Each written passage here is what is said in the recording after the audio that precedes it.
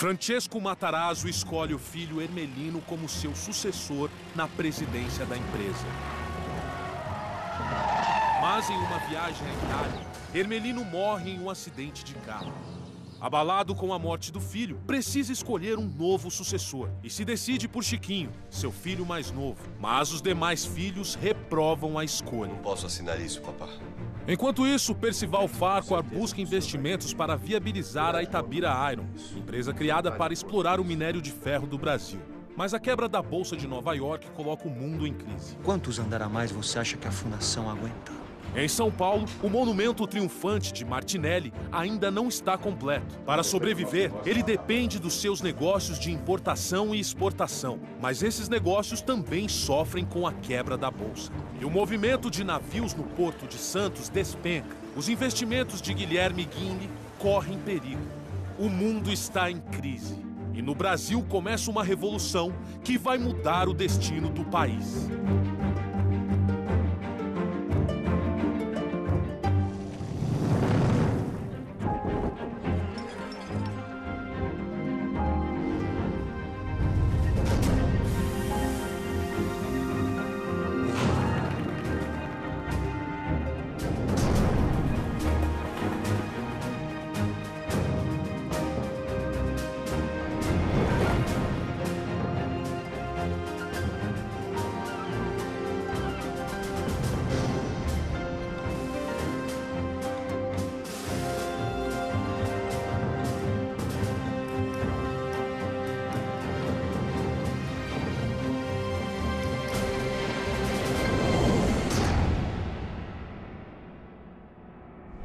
Assumo provisoriamente o governo da República como delegado da Revolução, em nome da Marinha, do Exército e do povo brasileiro. Em meio ao caos que assola o Brasil e o mundo, um homem toma o poder da nação. Getúlio Vargas. A mudança de poder interessa a Guilherme Guinle. Com seus negócios no Porto de Santos indo mal, ele busca meios de sobreviver à crise. A grandeza futura do Brasil depende, principalmente, da exploração de suas jazidas de ferro. Nacionalizando a indústria siderúrgica, nós daremos um grande passo na escalada ao alto destino que nos aguarda. Guinle percebe que os interesses do novo presidente se alinham aos seus. O projeto de Vargas oferece a oportunidade perfeita para que ele se volte à política nacional. Havia sempre divisões entre os que queriam continuar conectados com esse capital estrangeiro que também trazia tecnologia e influência, e sempre havia uma ala mais nacionalista que acompanhou, por exemplo, que admirou muito o Guilherme Guinle. Vargas começa imediatamente a executar seu plano nacionalista. Eu tenho um contrato assinado pelo presidente da República, autorizando a minha empresa a funcionar. Meu caro Farquhar, o presidente da República sou eu. E eu não me lembro de ter assinado nenhum contrato. Mas isso é um absurdo, Sr. Vargas. Nós vamos rever o contrato inteiro. Se ele for de interesse da nação, será aprovado. Se não...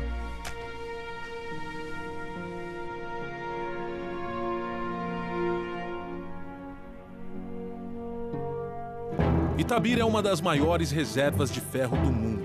Enquanto Farquhar pretende exportar o minério, Vargas quer usá-lo para iniciar a indústria siderúrgica no Brasil.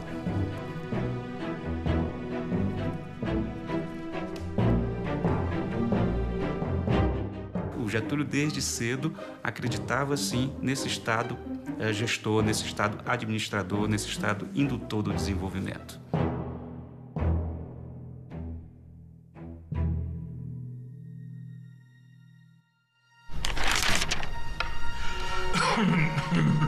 Em 1931, a questão da sucessão de Matarazzo ganha uma nova urgência com o adoecimento do conde.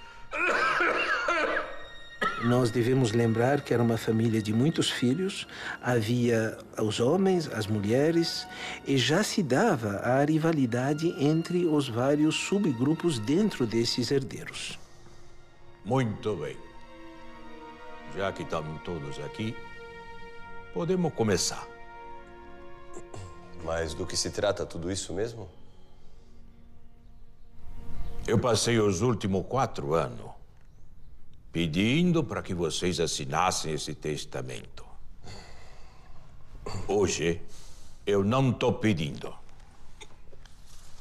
Eu estou exigindo. Papai, com todo respeito, nós simplesmente não concordamos. Não vamos assinar esse testamento. Mas todos os seus irmãos já assinaram esses documentos. Por que vocês se recusam? Mas o Chiquinho ficar com toda a empresa é um absurdo. Chega! O Chiquinho deu a vida pelos negócios da empresa. Assim como o seu irmão Hermelino. E o Chiquinho é a minha escolha. Eu fiz esse testamento pensando no melhor para a empresa. Mas se vocês não quiserem o melhor para a empresa, vocês também não vão fazer parte dela. A pressão do patriarca deixa os filhos sem escolha. Eles assinam o testamento.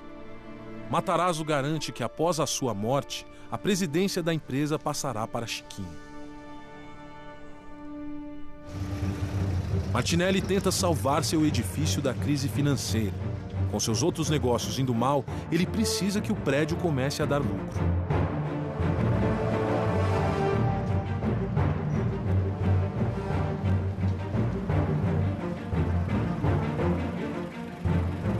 Ele inicia as atividades do edifício antes que o acabamento final esteja pronto. Martinelli promove grandes e luxuosos eventos, repletos de celebridades, para divulgar o empreendimento. Um brinde. Um brinde a todos e ao grande Martinelli.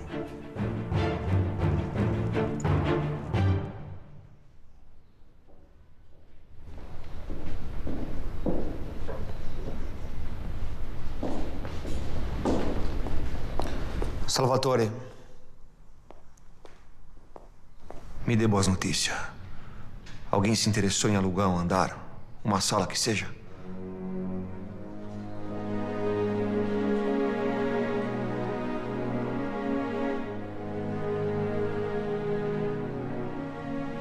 O prédio acabou sendo um elefante branco, porque uma parte ficou fechada. Era a mais do que havia necessidade no período.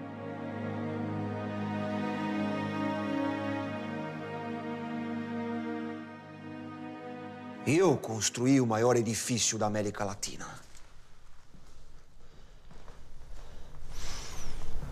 E eu preciso de mais prazo. Avise os demais que eu quero renegociar a dívida. Impossível. É um marco na história desse país. Será que você não enxerga a importância econômica desse prédio? Falo como amigo, Giuseppe. Se não vender esse prédio, você vai perder tudo que tem. Esse edifício vai ser a sua ruína.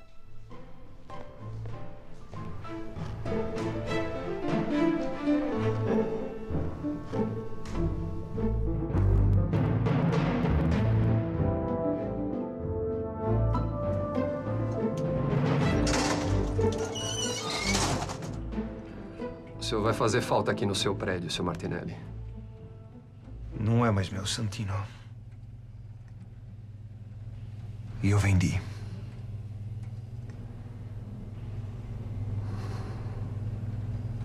Um prédio desse deve ter rendido um dinheirão, não? Adeus, Santino. Boa sorte, senhor Martinelli.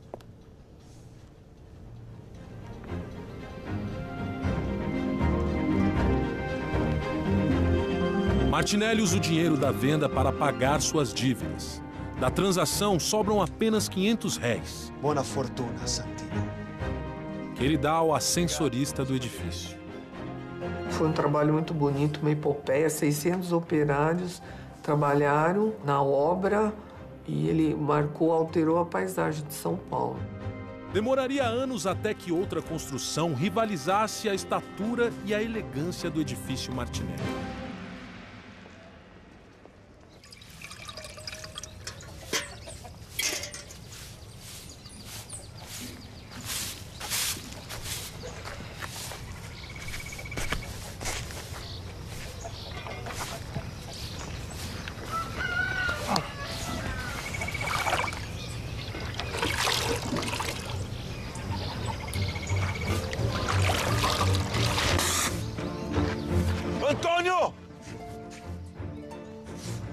Antônio!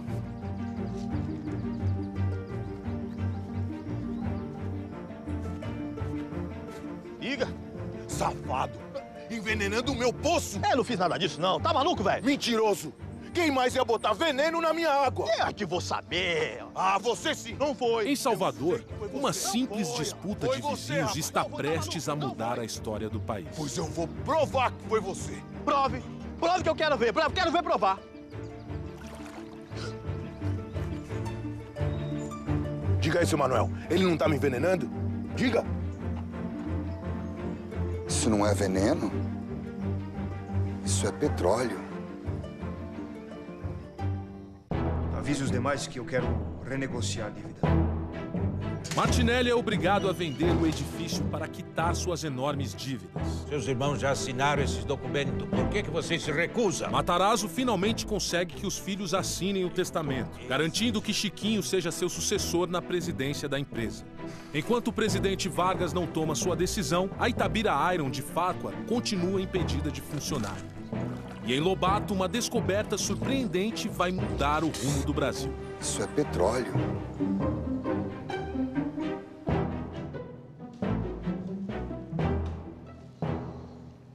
É impossível.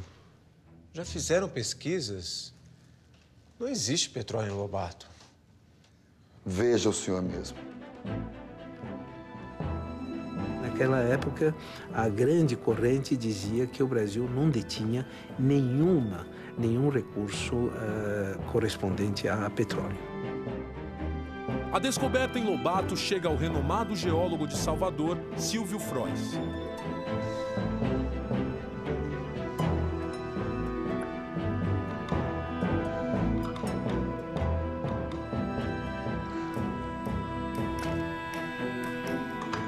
Eu vou ver o que eu posso fazer.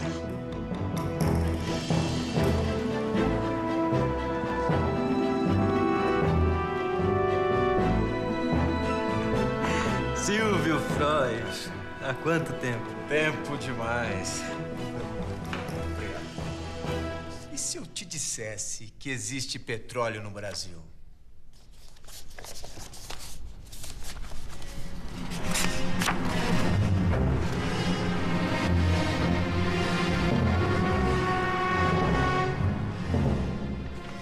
O governo do Vargas decretou em 1934, mas decretou.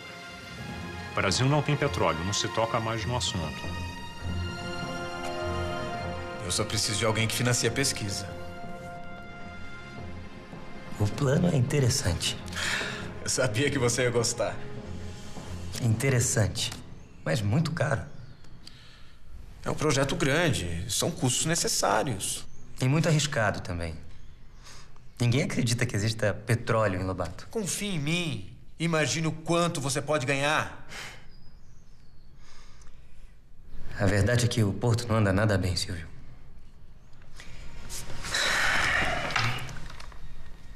E se eu investir um dinheiro desse e não tiver resultado, eu posso ir à falência. Mas se nós encontrarmos o petróleo, você vai mudar a história do país. Então, o que me diz?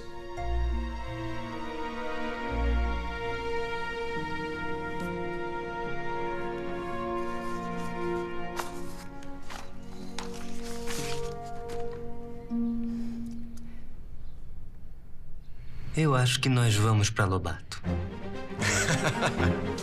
Sabia. Nós temos essa geração de pioneiros, da qual o Guilherme faz parte, que via no petróleo uma oportunidade de desenvolvimento para o Brasil. Ele começa a financiar esses geólogos que iam contra essa tese oficial do Estado brasileiro, que aqui não tem petróleo. Se você conseguir as provas realmente concretas, eu as levarei ao presidente do Brasil. O papel do líder é fundamental nisso. As pessoas esperam a liderança para tomarem ação. E o líder tem que estar sempre lá, otimista, levando as coisas para frente e fazendo as coisas acontecerem.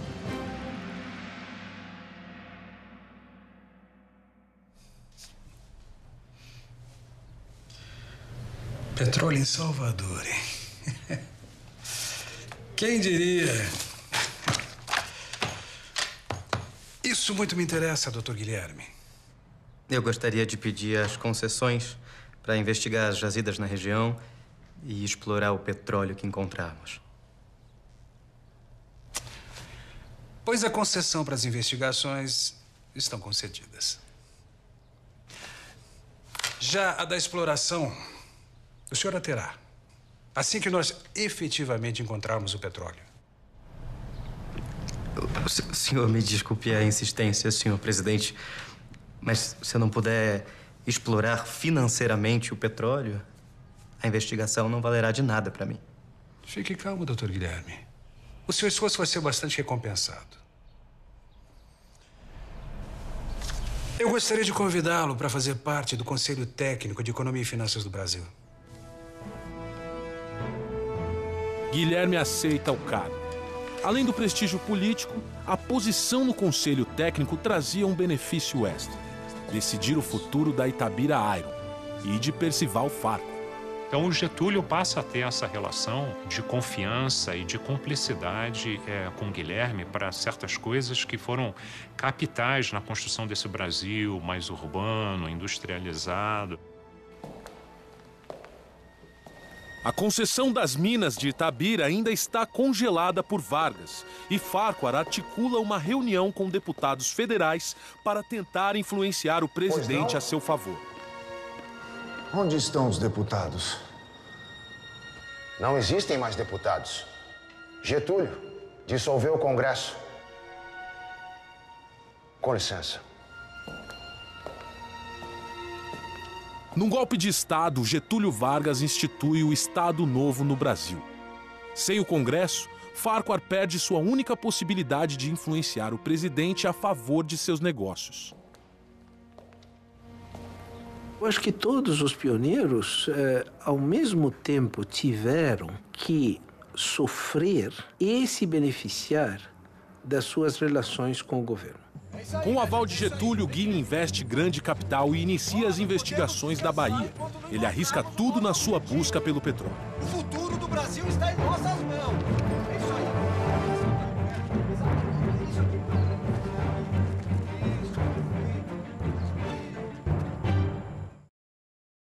O Silvio Frois, Guilherme Guinle começa a procurar o petróleo em Lobato.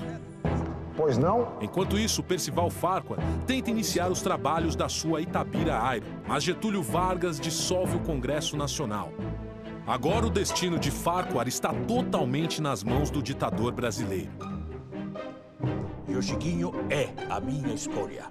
E Matarazzo acredita finalmente ter resolvido o problema da sucessão de sua empresa.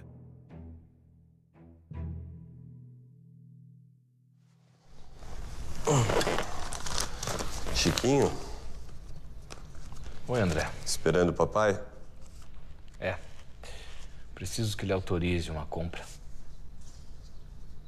Um pouco estranho, não é?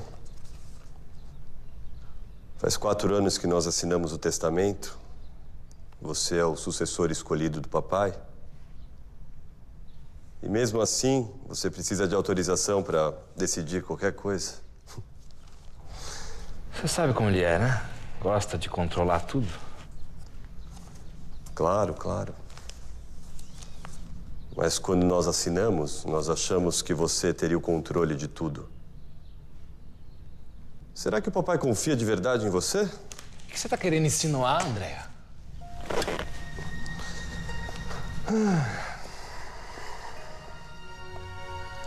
Nada, Chiquinho. Não quero insinuar nada. Enquanto o papai estiver por aqui, o testamento fica de pé. Mas quando as coisas mudarem, talvez seja melhor rever a situação.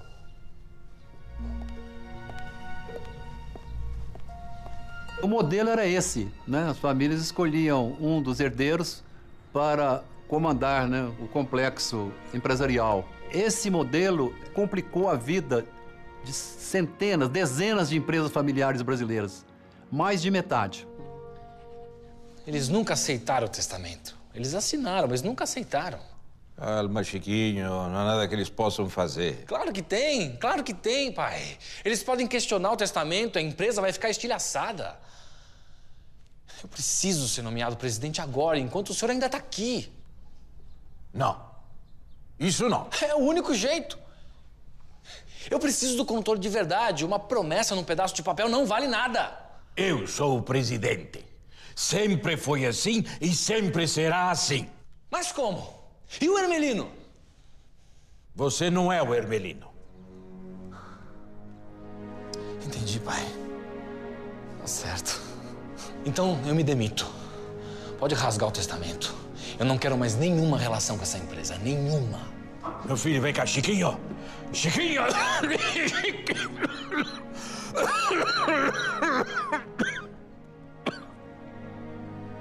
Ele trabalhou muito, né, por uma sucessão harmoniosa e amplamente aceita. Matarazzo precisa manter Chiquinho como seu sucessor, mas ele não quer abrir mão do seu poder na empresa. Depois de muito refletir, ele elabora uma estratégia. Senhor André.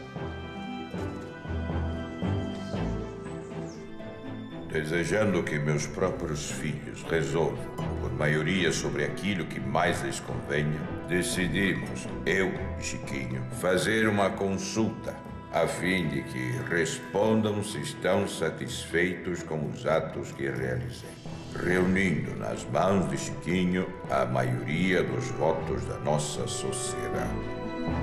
A carta é uma astuta manobra política de Matarazzo. Ele dá aos filhos a possibilidade de anular o testamento, mas o patriarca sabia que eles nunca iriam contra sua vontade enquanto ele estivesse vivo. Sem escolha, os irmãos confirmam a validade do testamento. O grupo não consegue mais manter a mesma vitalidade. Não havia uma liderança consensual apoiada pelo pioneiro fundador.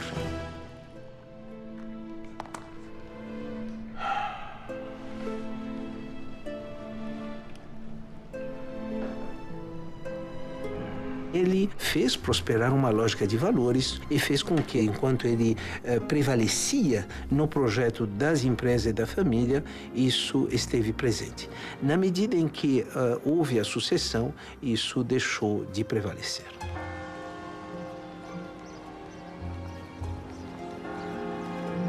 Em 10 de dezembro de 1937, morre Francesco Matarazzo. O sepultamento do conde foi um dos maiores acontecimentos na história de São Paulo até então. Acabaram até as flores na capital paulista e adjacências. E foi uma comoção geral.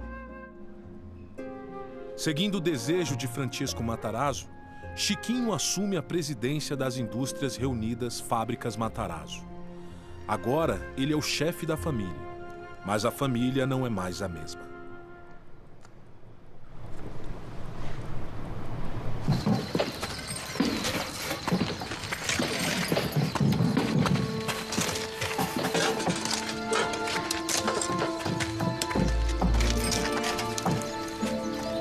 Já furamos dezenas de poços, Silvio, e nada de petróleo. O maquinário importado, o salário dos trabalhadores, as análises de laboratório, estamos gastando uma fortuna. Mas vai valer a pena. O petróleo está lá, eu tenho certeza. Mas o dinheiro está acabando. Vamos deixar essa última perfuração terminar. E eu sinto muito, Silvio. Encerramos a investigação.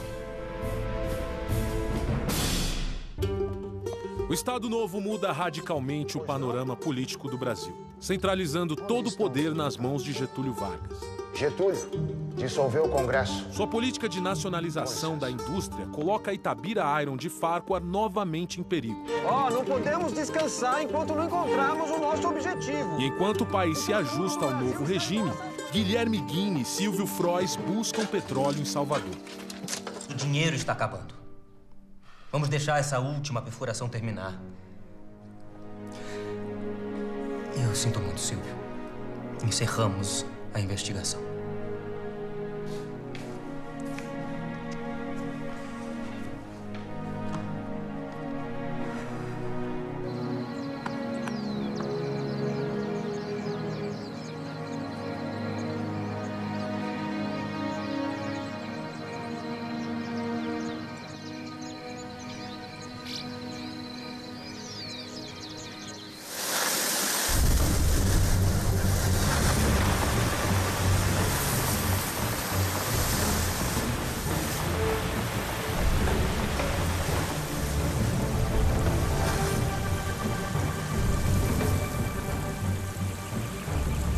Em 21 de janeiro de 1939, sem a presença de ninguém, o petróleo finalmente jorra em Lobato.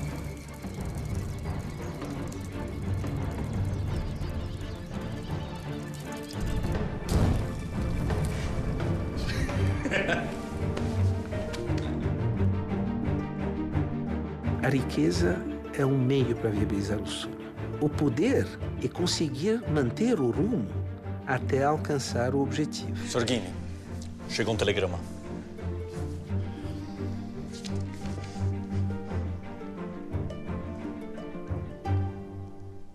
O que é que foi?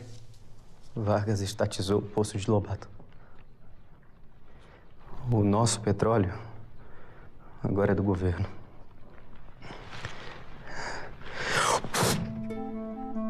Assim que esse petróleo jorrou, o Getúlio tirou do capital privado e nacionalizou.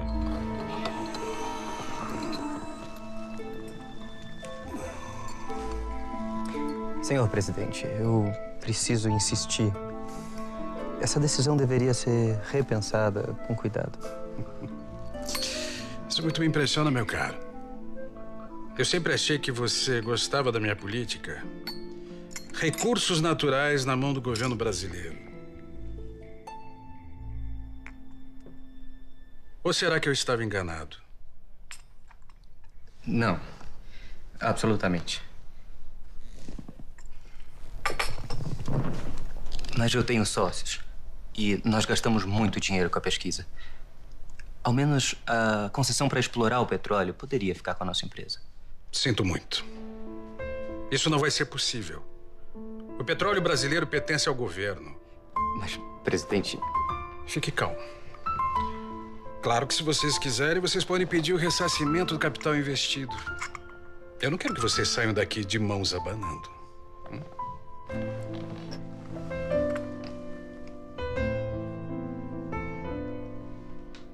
Quando veio uma decisão de um ditador, porque era realmente o caso de Getúlio, não há muito o que se discutir.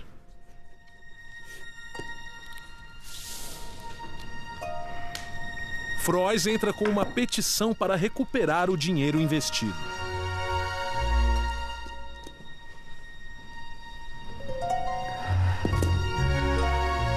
Qual o problema? Você não vai assinar? Eu dependo do Porto de Santos. E o porto é uma concessão do governo. É melhor para mim ficar nas graças do Vargas do que pedir essa indenização. O que você vai fazer agora?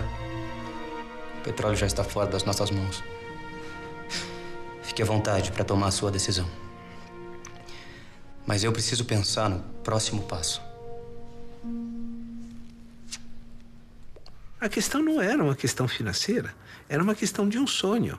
E esse sonho não seria compensado através de uma indenização. Ao recusar a indenização por Lobato, Guini garante uma excelente posição com Getúlio Vargas.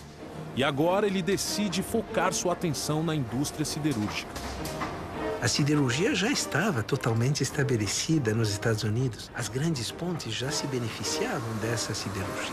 Mas no Brasil ainda nós não tínhamos essa tecnologia e havia a necessidade de importar todos esses produtos.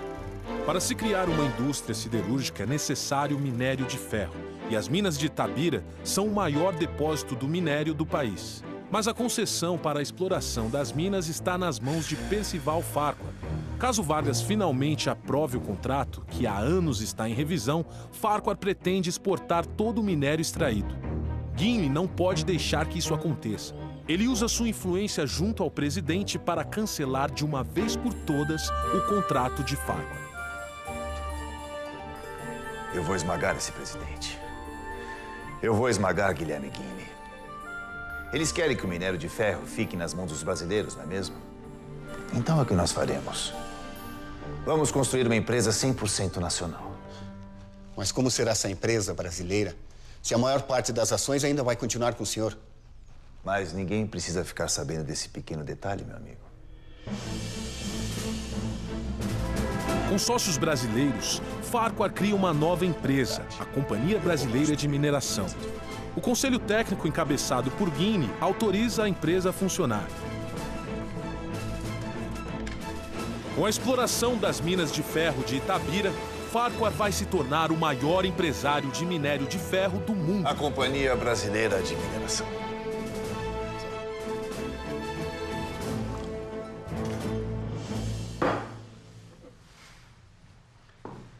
Farquhar, senhor presidente. Farquhar está por trás de tudo. A Companhia Brasileira é apenas uma fachada para o americano. Nós precisamos barrá-la. Barrar? Isso é evidente. Gimli, eu sempre soube que Farquhar estava por trás da companhia.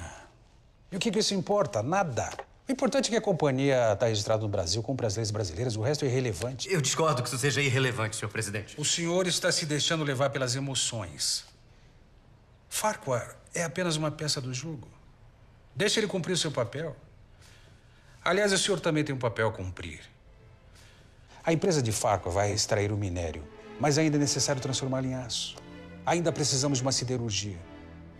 Vargas cria a comissão executiva do plano siderúrgico e nomeia Gimli como presidente.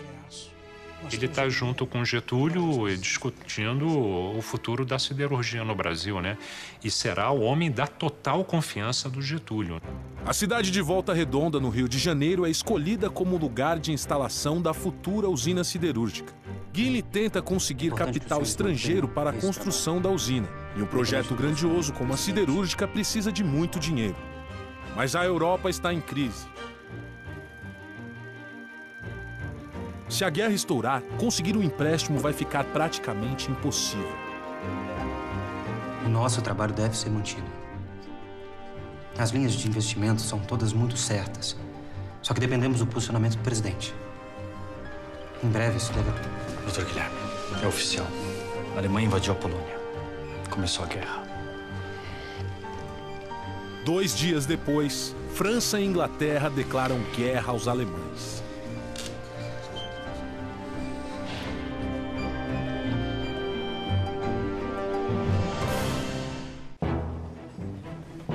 A Companhia Brasileira de Mineração. Farquhar finalmente consegue autorização para extrair o minério de ferro de Itabira. Farquhar, senhor presidente. Farquhar está por trás de tudo. Gimli fica ultrajado com a manobra do seu maior adversário. Mas o presidente Vargas acalma seus ânimos. E Gimli fica encarregado de executar o plano da siderurgia nacional. Mas o início da Segunda Guerra Mundial ameaça a empreitada. A Alemanha invadiu a Polônia. Começou a guerra.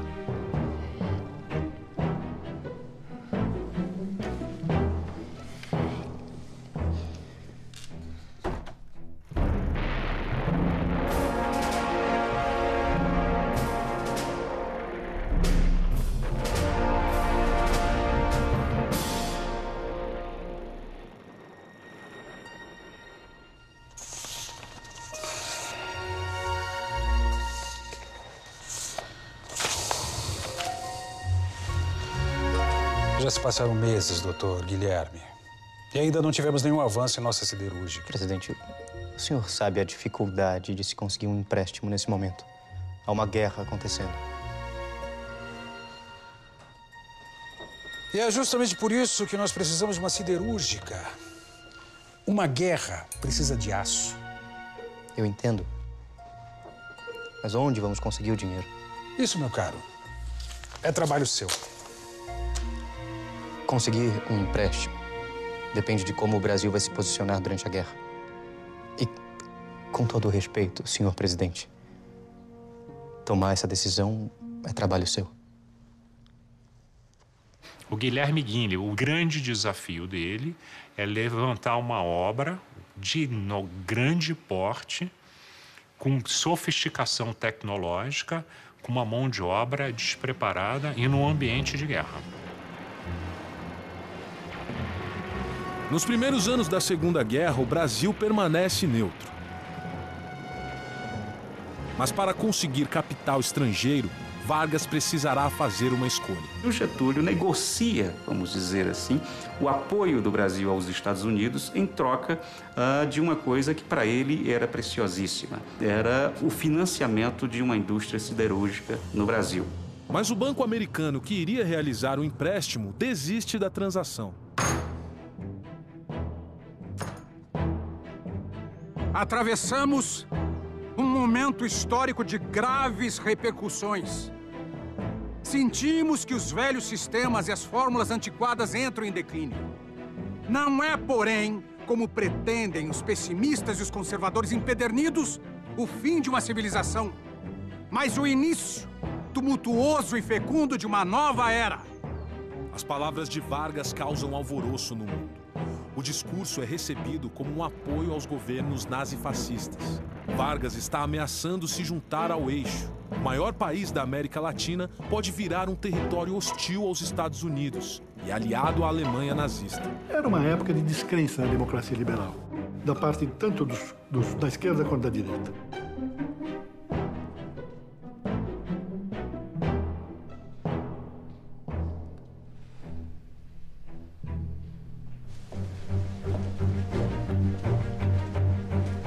Os Estados Unidos, temerosos ao ver o Brasil se aproximando do eixo, decidem financiar a siderurgia de Vargas para garantir o apoio brasileiro.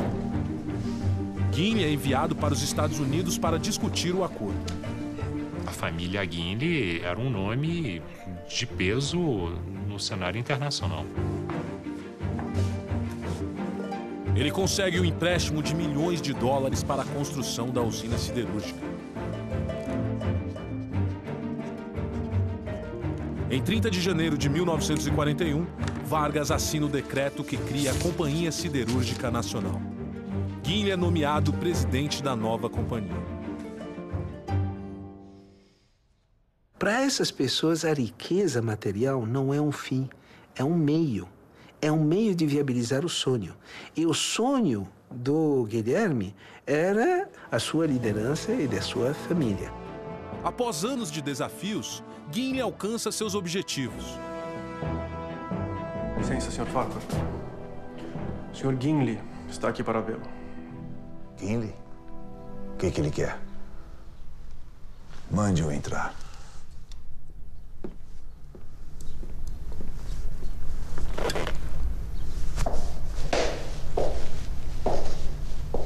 Bom dia, Mr. Farquhar. Confesso que estou surpreso em vê-lo, Sr. Guinle. O senhor sabe do interesse nacional no minério de ferro? E eu sou o presidente da Companhia Siderúrgica Nacional. E isso quer dizer que nossos encontros serão mais frequentes? Pelo contrário. Vim aqui informar que o governo vai estatizar a sua companhia. Estatizar a minha companhia? Acho que seus negócios no Brasil finalmente acabaram.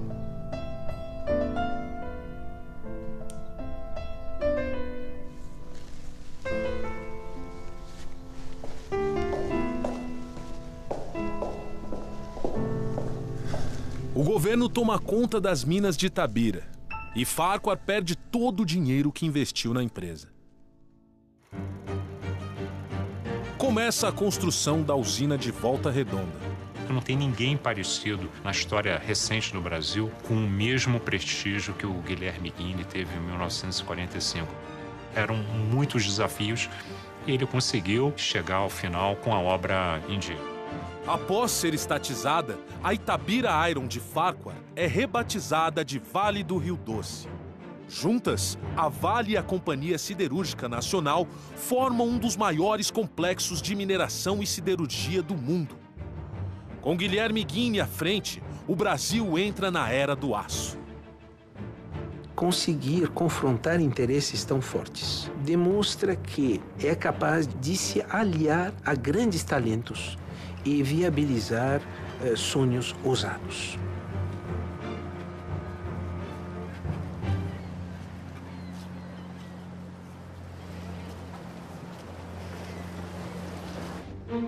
Perder seu edifício não foi o fim de Martinelli. Ele se muda para o Rio de Janeiro e continua com outros empreendimentos. Quando visita São Paulo, evita a rua Líbero Badaró para não ter que encarar seu maior fracasso.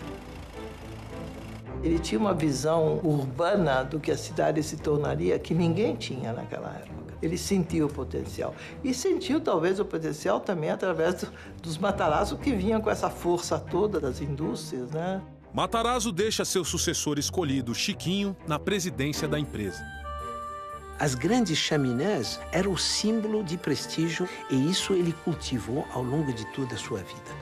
Quando começa a sucessão, prevalecendo a lógica de poder, ela sufocou a lógica de resultados. O pai foi construindo degrau por degrau, rapidamente, mas degrau por degrau. Ele já pegou esse conglomerado nacional e internacional. Agora você imagine a complexidade de controlar tudo isso.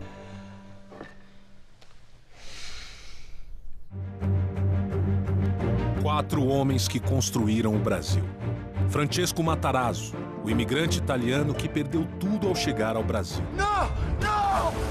Não! Trabalhando como mascate, começou um império. Hoje eu sou o maior comerciante de farinha de São Paulo.